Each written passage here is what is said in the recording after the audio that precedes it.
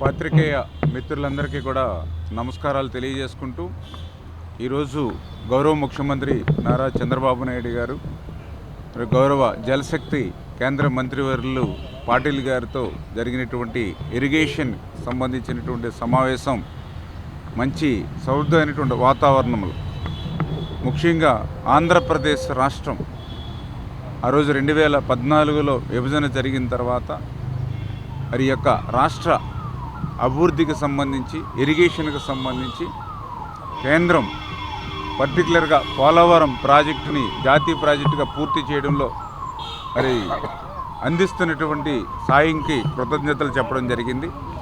అదేవిధంగా ఆ పోలవరానికి సంబంధించి ఛత్తీస్గఢ్, ఒరిస్సా రాష్ట్రాల్లో ప్రజాభి సేకరణ జరగలేదు అని చెప్పి ఆ రోజు మరి 2011 సంవత్సరంలో స్టాప్ వర్క్ ఆర్డర్స్ ఏదైతే ఆ రోజు కేంద్రం ఇచ్చారో అది తాత్కాలికంగా ఎప్పటికప్పుడు పొడిగించుకుంటూ అంటే రేపు 2026 నవంబర్ వరకు ఆ యొక్క స్టాప్ వర్క్ ఆర్డర్ మీద స్టే ఇవ్వడం జరుగుతుంది. దీన్ని శాశ్వతంగానే ఈ స్టాప్ వర్క్ ఆర్డర్ని మరి క్యాన్సిల్ చేయమని చెప్పేసి కూడా మరి కోరడం జరిగింది.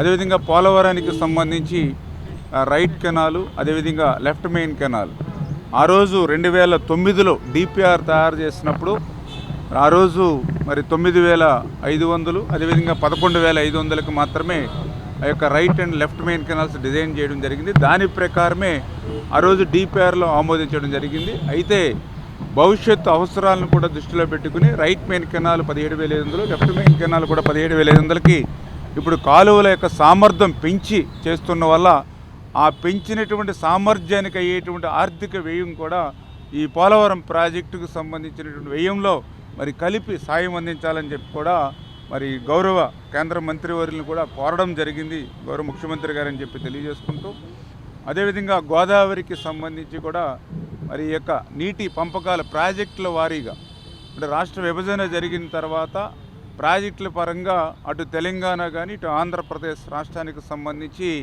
మరి యొక్క గోదావరి ట్రిబ్యునల్ని వేసుకుని తద్వారా ఆ యొక్క వాటాలను తీసుకోవాలని గతంలోనే మరి అపెక్స్ కౌన్సిల్ మీటింగ్లో కూడా అటు తెలంగాణ ఇటు ఆంధ్ర రాష్ట్ర ముఖ్యమంత్రులు నిర్ణయం తీసుకున్నారు. కాబట్టి ఆ నిర్ణయానికి అనుగుణంగా గోదావరి ట్రిబ్యునల్ను వెనువెంటనే నియమించి తద్వారా ఆ యొక్క ప్రాజెక్టుల వారీగా నీటి పంపకాలు గోదావరిపై చేయాలని చెప్పి కూడా కోరడం జరిగిందని చెప్పి తెలియజేసుకుంటూ, అదేవిధంగా వంశధార ట్రిబ్యునల్కి సంబంధించి మరి వెనువెంటనే దాన్ని కూడా అమలు చేసేటువంటి విధంగా అంటే ఏదైతే 2021లోనే తీర్పు ఇచ్చినటువంటి నేపథ్యంలో ఆ వంశధార ట్రిబ్యునల్ యొక్క తీర్పును అమలు చేసినట్లయితే ఆ ఉత్తరాంధ్రకు సంబంధించి మరి నేరేడు బ్యారేజ్ ఇవి కూడా నిర్మాణం చేసుకోవడానికి అవకాశం ఉంటుంది. కాబట్టి ఆల్రెడీ తీర్పు ఇచ్చి ఉన్నారు కాబట్టి ఆ గెజిట్ నోటిఫికేషన్ కూడా ఇమ్మని చెప్పేసి కూడా కేంద్రాన్ని కోరడం జరిగింది.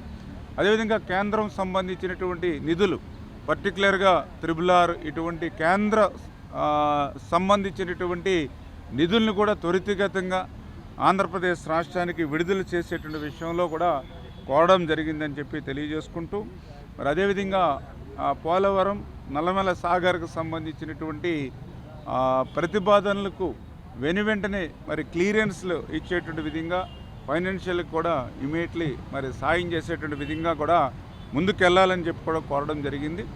ఎందుకంటే ఈ పోలవరం నల్లమల సాగర్కు సంబంధించి చాలా క్లియర్గా ఏదైతే సముద్రంలోకి వృధాగా పోయేటువంటి నీటినే మనం ఉపయోగించుకుంటూ ఉన్నాం. ఆంధ్రప్రదేశ్ అనేది దిగువ రాష్ట్రం అంచేత దిగువ రాష్ట్రంగా లోయర్ రిపేరింగ్ స్టేట్గా సహజ న్యాయ సూత్రం ప్రకారం కూడా ఆ వరద జలాల్ని ఉపయోగించుకునేటువంటి అవకాశం ఆంధ్రప్రదేశ్ రాష్ట్రానికి ఉంటుంది. ఆంధ్రప్రదేశ్ రాష్ట్రం ఆ వరద జలాన్ని ఉపయోగించుకోకపోతే అది బే ఆఫ్ బెంగాల్ బంగాళాఖాతంలో కలిసిపోయేటువంటి పరిస్థితి, ఉప్పు నీరులో కలిసిపోయేటువంటి పరిస్థితి. ప్రతి సంవత్సరం కూడా 3,000 టీఎంసీల నీరు గోదావరి వరద జలాలు సముద్రంలోకి కలిసిపోతూ ఉన్నటువంటి పరిస్థితి. లాస్ట్ 50 సంవత్సరాలు చూస్తే 1,53,989 టీఎంసీల నీరు ఇలా బంగాళాఖాతంలో కలిసిపోయినటువంటి పరిస్థితి. లాస్ట్ 10 ఇయర్స్ చూస్తే 34,500 టీఎంసీల నీరు బంగాళాఖాతంలో కలిసిపోయినటువంటి పరిస్థితి. అంటే యావరేజ్ 3,400.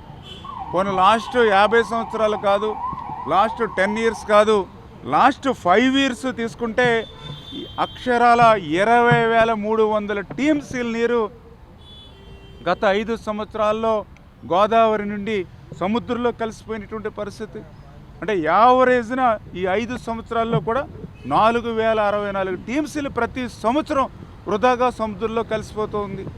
ఈ సంవత్సరం చూస్తే 4,600 టీఎంసీల నీరు బంగాళాఖాతంలో కలిసిపోతుంది. అదే ఈరోజు పాటిల్ గారికి కూడా మరి వాస్తవాలను కూడా తెలియజేసుకుంటూ, ఎందుకంటే ఈ మాదిరిగా లక్షల టీఎంసీల నీరు మరి ఈవేళ సముద్రంలో వృధాగా కలిసిపోతూ ఉంటే, ఉప్పు నీటిలో కలిసిపోతూ ఉంటే ఆ నీటిని ఉపయోగించుకోవడానికి అందులో కూడా ఎంత కేవలం 200 టీఎంసీల నీరు, సంవత్సరానికి యావరేజ్న 3,000 టీఎంసీల నీరు సముద్రంలో కలిసిపోతూ ఉంటే అందులో మనం ఉపయోగించుకునేది 200 టీఎంసీలు. అంటే ఇంకా 2,800 టీఎంసీల నీరు సముద్రంలోకి పోయేటువంటి పరిస్థితి ఉంది. అటువంటి వృధాగా పోయేటువంటి నీటిని ఈ యొక్క లోయర్ రిపేరింగ్ స్టేట్గా దిగువ రాష్ట్రంగా ఉన్నటువంటి హక్కును మనం ఉపయోగించుకుంటూ ఉన్నాం. గతంలో కూడా తెలంగాణ రాష్ట్ర విభజన జరిగిన తర్వాత మరి ఏదైతే కాళేశ్వరం ప్రాజెక్టు కానీ, అదేవిధంగా మరి సీతమ్మ సాగర్ ప్రాజెక్టు కానీ, ఇట్లా ఎన్నో ప్రాజెక్టులు నిర్మాణం చేసుకున్నప్పుడు లేనిటువంటి అభ్యంతరం ఈరోజు వృధాగా సముద్రంలోకి వెళ్ళిపోయేటువంటి నీటిని ఉపయోగించుకునేటువంటి విధానంలో మరి యొక్క పోలవరం నల్లమల సాగర్కి ఎటువంటి అభ్యంతరాలు ఎవరు కూడా చల్లవనేటువంటి విషయాన్ని కూడా మరి చాలా క్లియర్గా చెప్తున్నాను. ఏదైతే మరి ఈవేళ సుప్రీంకోర్టులో వాళ్ళు వేసినటువంటి పిటిషన్కి అనుగుణంగా ఈవేళ ఆంధ్రప్రదేశ్ రాష్ట్రం కూడా కేవీఎట్ కూడా మేము కూడా వేయడం జరిగింది. అందుచేత ఏదైతే ఈవేళ కేంద్ర ప్రభుత్వం మరి ఆ రోజు తెలంగాణలో నిర్మాణం జరిగినటువంటి ప్రాజెక్టులకి ఏ రకంగా అయితే సిడబ్ల్యూసి అనుమతులు ఇచ్చిందో, అంటే గోదావరి ఎగువ రాష్ట్రం తెలంగాణ మాకంటే, అటువంటి ఎగువ రాష్ట్రం నిర్మాణం చేసుకునేటువంటి ఏదైతే కాళేశ్వరం కానీ, సీతమ్మ సాగర్ కానీ, సమ్మక్క కానీ, ఇటువంటి వాటికి సిడబ్ల్యూసి ఏ రకంగా అయితే అనుమతులు ఇచ్చిందో అదేవిధంగా దిగువ రాష్ట్రం సముద్రంలోకి వెళ్ళిపోయేటువంటి నీటిని ఉపయోగించుకుంటున్నప్పుడు అదే రకమైనటువంటి అనుమతులు కూడా ఇవ్వాల్సిన అవసరం ఉందనేటువంటి విషయాన్ని కూడా ఈవేళ కేంద్ర మంత్రివర్గ దృష్టి కూడా తీసుకురావడం జరిగింది. సార్ మీరు కూడా తెలంగాణ ప్రాజెక్టును వ్యతిరేకిస్తున్నారా? అంటే మేము ముందుగానే చెప్పాం. ఈవేళ చంద్రబాబు నాయుడు గారు ఒకటే చెప్తూ ఉన్నారు, ఈరోజు తెలంగాణలో వేరే పార్టీలు కాంగ్రెస్ ఉండొచ్చు, లేకపోతే బీజేపీ ఉండొచ్చు, బీఆర్ఎస్ ఉండొచ్చు, లేకపోతే ఇక్కడ తెలుగుదేశం ఉండొచ్చు, పార్టీలు కాదు, 2 రాష్ట్రాలు కూడా తెలుగు జాతి బాగుండాలనేటువంటిది, తెలుగువారు బాగుండాలనేటువంటి ఆలోచన చంద్రబాబు నాయుడు గారిది. ఈరోజు గోదావరిలో ఇన్ని వేల టీఎంసీలు వృధాగా పోతున్నప్పుడు ఓకే, ఆ రోజు కాళేశ్వరం కానీ లేకపోతే అటు సీతమ్మ కానీ ఏ రకంగా అయితే వాళ్ళు నిర్మాణం చేసుకుంటూ ఉన్నారు, అదేవిధంగా ఈ యొక్క గోదావరి సంబంధించిన వరద నీరు ఈవేళ ఉప్పు నీటిలో కలిసిపోకుండా ఈవేళ ఆంధ్రప్రదేశ్ దిగువ రాష్ట్రంగా తన హక్కులను కాపాడుకునే విధంగా నిర్మాణం చేసుకుంటుంది. అంచేత ఆ రకంగానే అనుమతులు ఇవ్వండి. ఇరు రాష్ట్రాలు కూడా బాగుండాలి, తెలుగువారు బాగుండాలి. అంచేత వృధాగా పోయేటువంటి నీటిని ఎవరు ఉపయోగించుకున్నా అది నేషనల్ ఇంట్రెస్ట్. అది ఎందుకంటే అది కేంద్రం కూడా వాజ్పేయి గారి దగ్గర నుంచి నదుల అనుసంధానం ఏదైతే ఇంటర్లింక్ ఆఫ్ రివర్స్ ఏదైతే ఉందో ఆ స్ఫూర్తి అది. అంచేత దాన్ని కూడా అన్నింటినీ కూడా కూలంకషంగా చర్చించడం జరిగింది.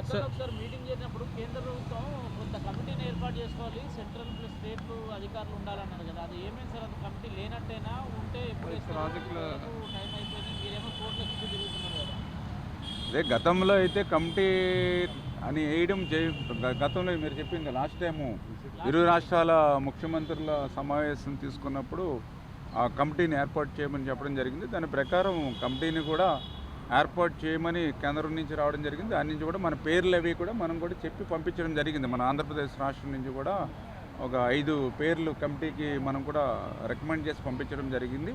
అంచేత ఆ కమిటీ చేసుకునేది, ఎందుకంటే అది కమిటీ అనేది ఎక్కువ ఏదైతే ఇరు రాష్ట్రాలకు సంబంధించిన వివాదాలు ఏవైతే ఉన్నాయో వాటన్నిటి మీద కూడా వాళ్ళు డిస్కషన్ చేసేటువంటి విధంగా ప్రాసెస్ నడుస్తూ ఉంది. 2 రాష్ట్రాల ముఖ్యమంత్రులు చర్చల ద్వారా ఈ సమస్యను పరిష్కరించుకోవచ్చు కదా సార్? మీరు అంటున్నారు తెలుగు జాతి ప్రయోజనాలు అని చెప్పి, మరి ఎందుకు రేవంత్ రెడ్డితో చర్చించడంలో సఫలీకృతం కావట్లేదా? ఎందుకు కోర్టుల వరకు వెళ్తున్నారు?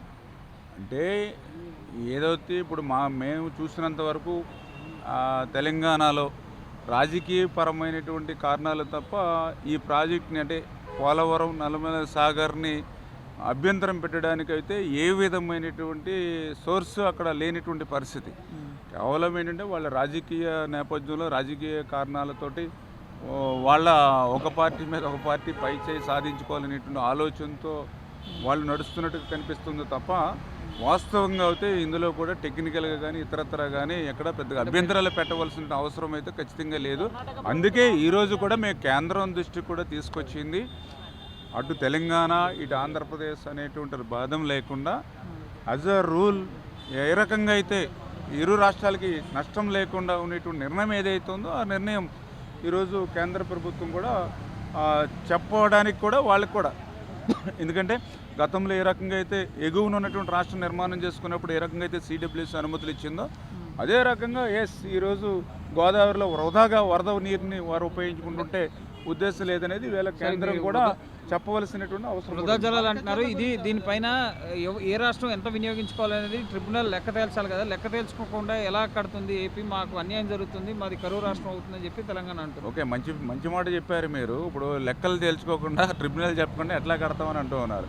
మరి ట్రిబ్యునల్ లెక్కలు తేల్చుకోకుండా మరి కాళేశ్వరం కానీ అయితే సీతమ్మ సాగర్ కానీ సమ్మక్క కానీ ఎట్లా నిర్మాణం చేసుకోగలిగారు అంటే అందుకనే మనం పెద్ద వివాదాల జోలికి వెళ్ళాం అవసరంలా. రెండవది, ఇప్పుడు కరువు రాష్ట్రం అవుతుందంటే అప్పర్ స్టేట్ ప్రాజెక్టులు కొట్టుకుంటే కింద రాష్ట్రం ఎప్పుడైనా నీళ్లు తక్కువ వస్తే కరువు వస్తుందేమో తప్ప అలా కింద రాష్ట్రంలో ప్రాజెక్టు కట్టుకుంటే అప్పర్ రాష్ట్రంలో కరువు వస్తుందనేది ఎట్లా మనం చెప్పగలుగుతాం? అది కూడా మీకు లెక్కలతో సహా చెప్తూ ఉన్నాం. దగ్గర 1,50,000 టీఎంసీల నీరుని వృధాగా సముద్రంలో కలిపేసాం. పోనీ ఎప్పుడుదో 50 సంవత్సరాల చరిత్ర కాదు, ఈ మధ్యన వాటర్ తగ్గింది గోదావరిలో అంటా కూడా లేదు. లాస్ట్ 5 years కూడా యావరేజ్ 4,000 చెప్పిన 20,000 టీఎంసీలు నీరు పోయింది లాస్ట్ 5 yearsలో.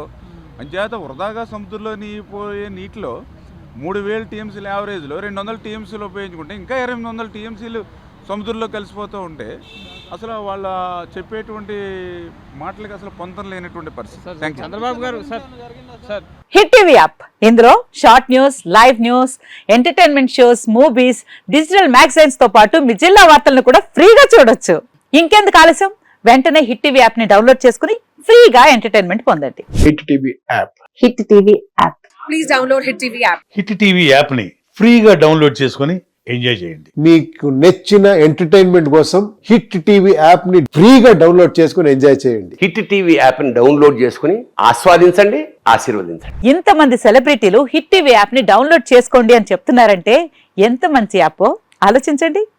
అమెరికా అమెరికా అమెరికా అమెరికాలో చదవాలనుకునే వాళ్ళకి విశ్వసనీయమైన పేరు మన శౌర్య కన్సల్టెన్సీ. UK లో 1 year masters. UK లో 1 year masters. 2 years work permit up to 5 years visa. Contact Saurya Consultancy. Contact 89851 89851.